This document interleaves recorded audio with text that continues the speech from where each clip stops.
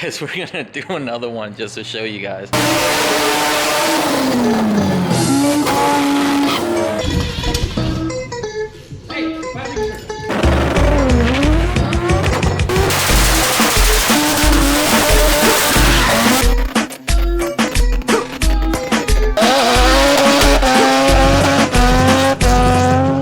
Alright guys, so we're back from Vegas. Now it's time to get back to working on my car. So we're still waiting on parts. So I do have some parts left over from the last car that I'm gonna put in this car. So I'm gonna show you guys what I have. So some of you might know, but I ended up pouring out the red rocket. It's gone. I kept some of the good parts, which is what is in this box, and a bunch more of the stuff. So I'm gonna show you guys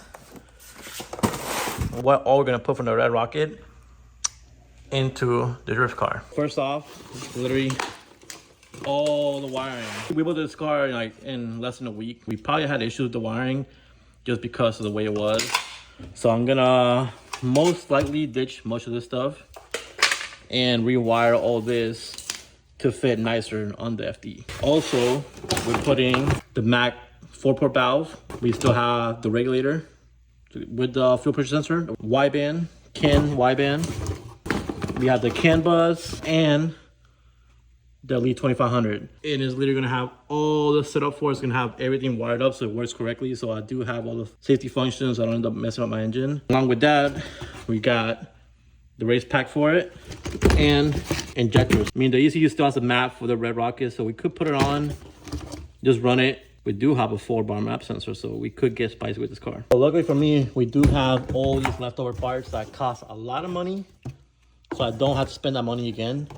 All I have to do is clean up the wire harness and that'll be it. The plan for this build is mostly just try to save some money, put all the stuff that I already have from other cars and leftover parts into this car, and try to get a car running fast that not blowing too much money, because the yellow car is actually gonna blow my money. Which means parts off the black SUV that got crashed, parts off the red rocket that I basically took apart, and some parts Mike had here and there. We're gonna put it all into the red car and build a badass drift car on used parts. I just gotta figure out where to mount the ECU on this car because right-hand drive, and the wire is just gonna come out of here, factory grommet. I've already started taking apart the harness a little bit. Just gonna start basically going through the wire harness, take out what I don't need, add what I wanna add. The goal is to have the harness done basically in the next 2 days so that I can move into the fuel system. And after the fuel system, then I have to do these oil lines, and then the dreaded part, which is gonna be the PDM for the car, which is gonna cost a lot of money and time. So to do the wiring, I do have to put part of the fuel system together. I was going to wait till another video to do that, but I'm just going to end up putting just the fuel rails and the injectors to start mocking up where the wires need to be at. And for that, we go into the cabinet where we have most of the stuff for the red FD and the yellow FD. For now, what we need is these 2 boxes. They got wet when I was transporting the car. But in here, if you open it up, see a super nice fuel rail. Sick. So this is the primary rail, secondary rails on here. So you're gonna take it all apart, put it in the car, and I can start doing the wiring. And if you know, you know, but this does not look like an FD rail just because we're not running FD manifold. This does have Cosmo manifolds. So Radio makes Cosmo fuel rails. Got a fuel rail for the secondary, fuel for the primary, spacers. Put this in the hole for the intake so you have an actual seal on the injector. For right now, we're only gonna run 4 injectors. I might run more later. I have to figure out the different fuel rail I'm gonna have to use and make my own injector holes there. But for now, I'm just gonna run 4 injectors. See how we can get it with 4 injectors. We have 4 2200s out of the first gen, and it's either ID 2000s. So we're gonna put this in the car, primary and secondary. It's gonna be an ED5, so it'll be perfect because we're gonna have a lot of fuel to power a little turbo up. Got the injectors in, and we also got the trigger kit in down here. So I'm gonna change the wiring up a little bit.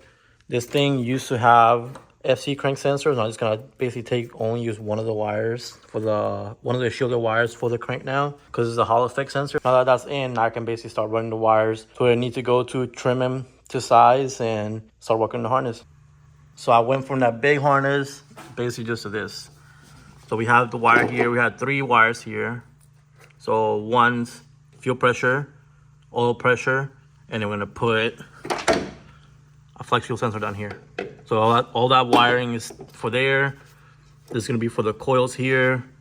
I have the map sensor here. I'm gonna put a DT plug here for the injectors, though later on I can add more injectors. Right now I only have 4, but I want to put 6. Then we have TPS here, crank, air temp, water temp. This goes all the way across to over there to the boost controller, and that pretty much sums up the wiring for the car. I was able to use the OEM connector. That way I don't have the wires just hanging. I just have to figure out how to close all these holes now, so I don't have all these leftover holes in the firewall. So it's just gonna tuck right here and stay there, and then we should have a harness pretty soon. The only thing I'm waiting for is I ran out of ray cam shielding, so I have to order more for all these wires and the connectors. So I went ahead and pulled out the manifolds of the car. I have to wait on all the shielding to show up. Still haven't gotten the flanges for the 20B, so we're just waiting on that. So in the meantime, I'm just gonna modify the manifolds.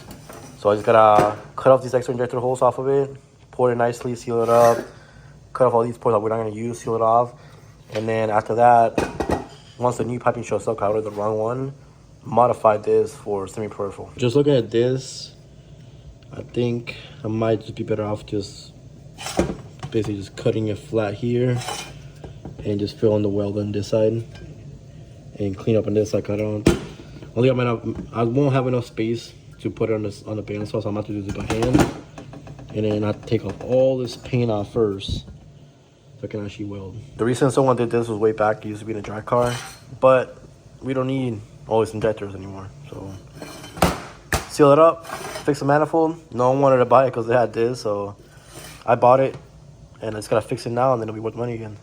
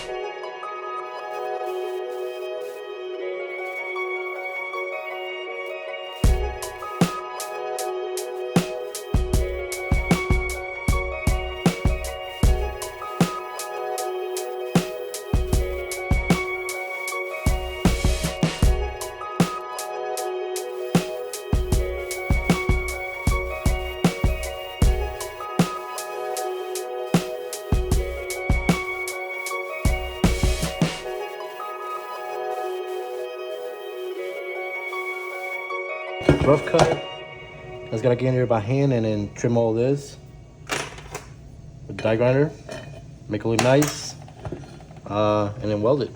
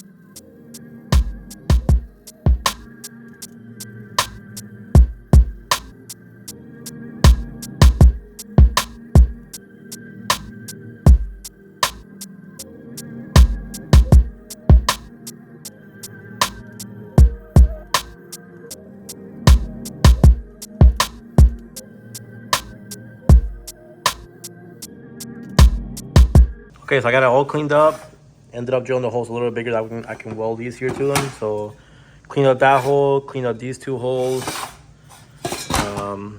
cleaned up that hole getting welded. That one I needed a tap for the bigger sensor for the air temp. And then over here, I cleaned this hole to tap, this hole tap, and this hole tap. So I need to weld these 2 shut. And those are pretty much, you can kind of see in there, they're gonna be the back-end reference for ECU, fuel pressure regulator, and then the blow valve. So you're gonna weld this one, the ones in the back, weld these holes shut. I have to weld, if you can see, they kind of just press them in there like, oh shit, I have to weld this lip first and then weld here, so that way the casing doesn't just slip out of it. So double the work, but I mean, it is what it is. That was a really cheap Cosmo manifold, so can't complain about it. Just gonna weld it up, set it back down, and it should be ready to go. It already looks way nicer, so let's get it done.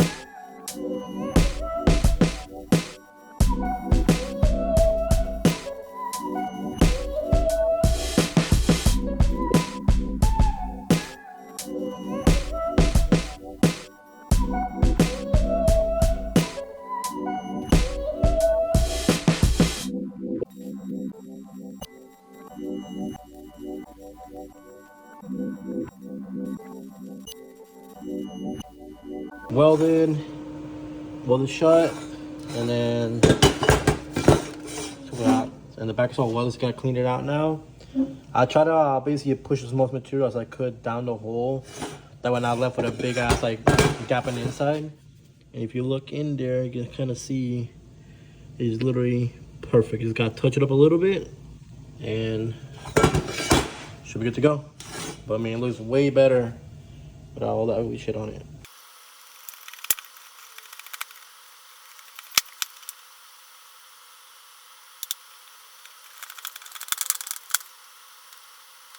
So I got the fittings on there now. Super happy what they are. I didn't tighten them all the way because I need to pull it off to basically to repaint the manifold. But man, manifold is pretty good. Just gotta finish the lower manifold now and decide if I'm gonna powder coat them or polish them. So next up is just basically waiting on parts. I really want to work on the yellow car, but I am waiting for all those fabrication parts to show up. And the red car is waiting for a lot of wired stuff. So I think in the meantime, I'm just gonna go ahead and jump on the Rx7, fix the Rx7, and then come back to these two.